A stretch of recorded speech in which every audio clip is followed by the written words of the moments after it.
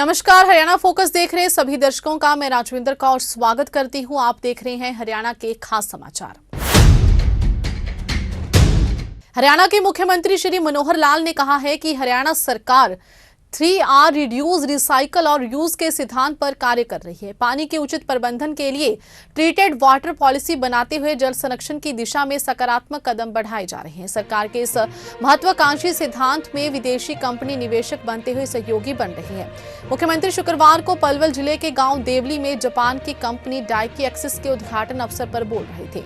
उन्होंने कंपनी के उद्घाटन उपरांत जल प्रबंधन के लिए बनाए जा रहे उत्पादों की भी जानकारी ली। उद्घाटनी अवसर पर श्री विश्वकर्मा कौशल विश्वविद्यालय दुधौला व डाइकी एक्सिस कंपनी के बीच विद्यार्थियों के कौशल निखार को लेकर MOU भी साइन किया गया। मुख्यमंत्री ने एकादशी पर्व पर सभी को शुभकामनाएं देते हुए कहा कि प्रदेश में सुखद व सुरक्षित माहौल प्रदान किया जा रहा है और यही कारण है कि आज विदेशी निवेशकों की हरियाणा पहली पसंद बन रहा है। उन्होंने कहा कि 200 करोड़ के निवेश के साथ देवली में स्थापित किया ये संयंत्र जल संरक्षण की दिशा में भागीदार बनने के साथ ही क्षेत्र के विकास में अहम रहेगा। उन्होंने बताया कि आने वाले 5 सालों में यह प्रतिष्ठित कंपनी करीब 4000 लोगों के लिए रोजगार मुहैया कराते हुए करीब 800 करोड़ रुपए का निवेश करेगी। उन्होंने कहा कि ईज ऑफ डूइंग बिजनेस पर हरियाणा टॉप रैंक में है और यही कारण है कि आज हरियाणा प्रदेश में 28% जापान की कंपनी निवेशक बन रही है।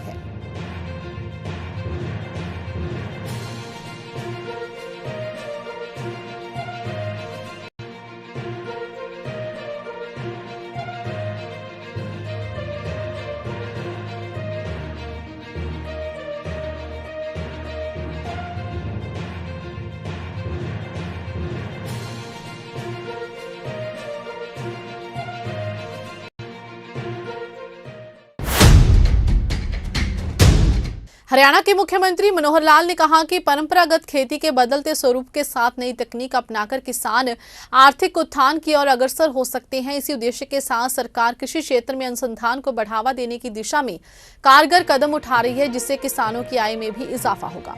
मुख्यमंत्री मनोहर लाल शुक्रवार को पलवल जिले के गाँव सिहौल में धानुका एग्रोटेक अनुसंधान व प्रौद्योगिकी केंद्र के उद्घाटन उपरांत किसानों और कृषि विशेषज्ञों से सीधा संवाद कर रहे थे। मुख्यमंत्री ने कहा कि आज उन्होंने पलवल जिले को 2 बड़ी सौगातें दी हैं, जिनमें एक जल संरक्षण और दूसरी किसानों को नई तकनीक से खेती करने की दिशा में प्रेरित करेगी।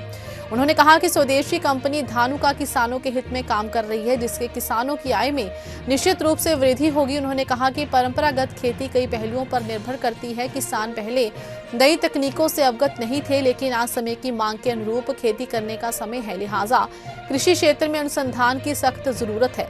उन्होंने धानुका प्रबंधन को अनुसंधान और विकास केंद्र की शुरुआत पर बधाई देते हुए हरियाणा सरकार की ओर से हर जरूरी सुविधाएं उपलब्ध करवाई जाएंगी। उन्होंने कहा कि पेस्टिसाइड बढ़ने से अन्न जहरीला हो रहा है और अनुसंधान केंद्र आज की आवश्यकता है। पानी जहरीला, अन्न का जहरीला होना, हवा का जहरीला होना मानवता के लिए खतरा है।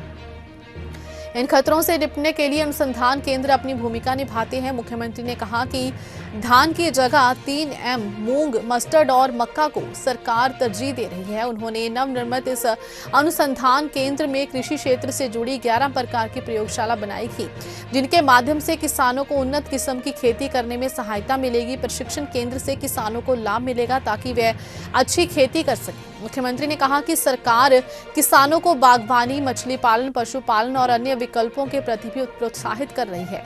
मुख्यमंत्री ने कहा कि आज ड्रोन का प्रचलन लगातार बढ़ रहा है। खेती, खनन और ट्रैफिक को लेकर सरकार द्वारा दृश्य नामक कॉर्पोरेशन बनाया गया है, जिसके चलते रचनात्मक कार्यों में ड्रोन का इस्तेमाल किया जाएगा। इतना ही नहीं, ड्रोन के इस्तेमाल के लिए सरकार द्वारा ट्रेनिंग का भी प्रावधान किया जाएगा। अनुसंधान केंद्र के उद्घाटनी समारोह को संबोधित करते हुए केंद्रीय भारी उद्योग राज्य मंत्री कृष्णपाल गुर्जर ने कहा कि हरियाणा कृषि प्रधान देश है और ये अनुसंधान केंद्र न केवल पलवल बल्कि साथ लगते क्षेत्रों के किसानों को इसका खासा लाभ मिलेगा। उन्होंने कहा कि केंद्र में प्रधानमंत्री नरेंद्र मोदी जी और प्रदेश में मुख्यमंत्री मनोहर लाल के नेतृत्व में सरकारें किसानों के हित की सर पर देखते हुए कार्य कर रही है। सरकार कृषि क्षेत्र में किसानों को फसल विविधीकरण के साथ साथ अधिक मुनाफा देने वाली फसलों के लिए प्रेरित कर रही है। इस अवसर पर पलवल के विधायक दीपक मंगला, वरिष्ठ अधिकारी और गणमान्य व्यक्ति उपस्थित थे।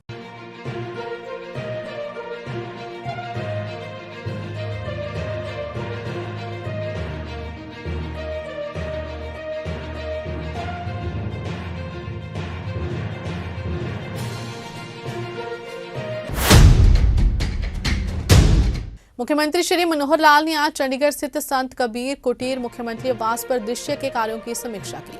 उन्होंने ड्रोन से भूमि के नीचे 15 मीटर तक मैपिंग करने के सेंसर खरीदने तथा ड्रोन फ्लाइंग के लिए जल्द से जल्द नागर विमानन महानिदेशालय भारत सरकार से अनुमति की प्रक्रिया पूरे करने के निर्देश दिए। साथ ही सीएम ने कहा कि विमानन से जुड़े अनुभवी लोगों की सेवाएं दृश्य को लेनी चाहिए।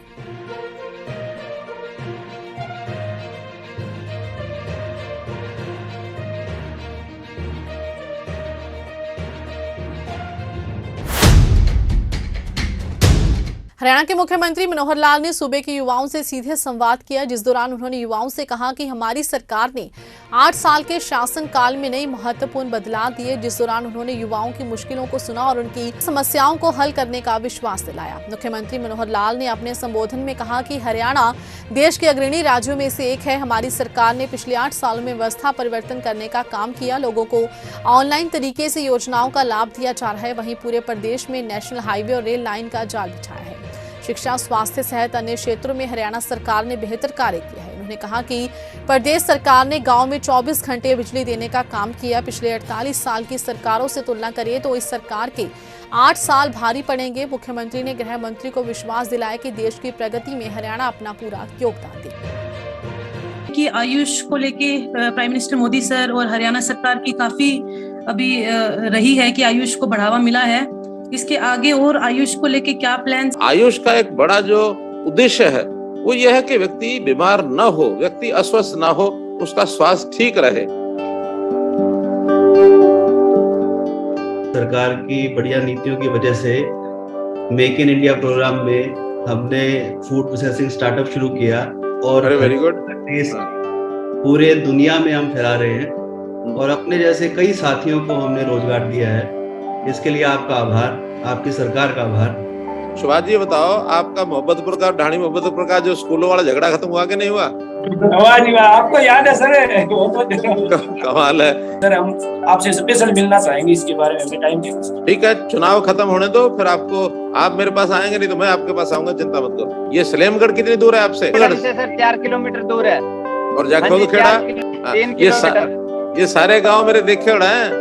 अच्छा जी, आपका स्वागत है जी। एक बार फिर मौका दो, हम आपके साथ देखेंगे सर। आऊंगा मैं जरूर सीसवाल गाँव आऊंगा। एक 1100 खेल नर्सरी खोलने का जो प्रोग्राम उन्होंने बनाया हुआ है, उसमें लोग अप्लाई करते हैं और सबको जो अप्लाई करते हैं सबके जगह हम नर्सरी जो है वो खुलवाते हैं। आप भी अप्लाई करो, जरूर खुलेंगे। जहां तक रोजगार का विषय है, इन 8 सालों में हमने 1,52,000 नए छोटे बड़े उद्योग ये सब लगे हैं और इन 1,52,000 उद्योगों में 13.5 लाख युवकों को और रोजगार मिला है।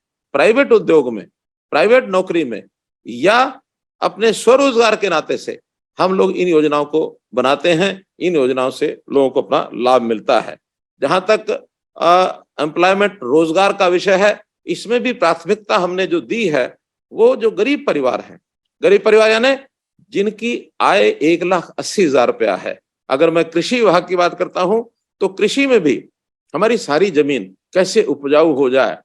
इस साल में 1 लाख एकड़ जो सेम की जमीन है उसमें से कैसे पानी की व्यवस्था ठीक करना और जो उबड़ खाबड़ जमीन है उसको कैसे ठीक करना और अनुपजाऊ जमीन को उपजाऊ बनाने के लिए हर प्रकार की सहायता ये हम किसानों को दे रहे हैं।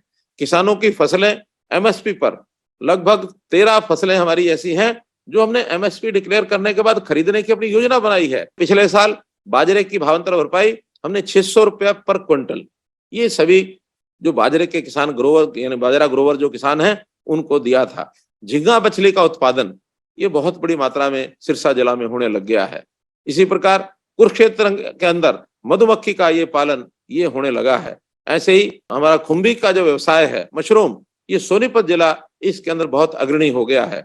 फूलों की खेती, इसमें गुड़गांव, फरीदाबाद इस इलाके में फूलों की खेती बहुत होने लग गई है। तो अलग अलग इलाके में कुछ ना कुछ स्पेशलाइजेशन वहां बनी है और कहीं कहीं सब्जियां भी अच्छी मात्रा में होती हैं। करनाल में आलू बहुत अच्छा होता है, यमुनानगर में होता है। तो ऐसे लोगों को प्रोत्साहन दे रहे हैं। पराली का उपयोग कैसे किया जाए, इसका उपयोग जो हमारे जितने भी ऐसे एनर्जी के बिजली उत्पादन के जितने भी केंद्र हैं उसमें भी पराली काम आने लग गई है। आज ही मैं उसका एक रिपोर्ट ले रहा था अपने अधिकारियों से, तो लगभग 4 लाख टन ये पराली अब उपयोग में आने लग गई।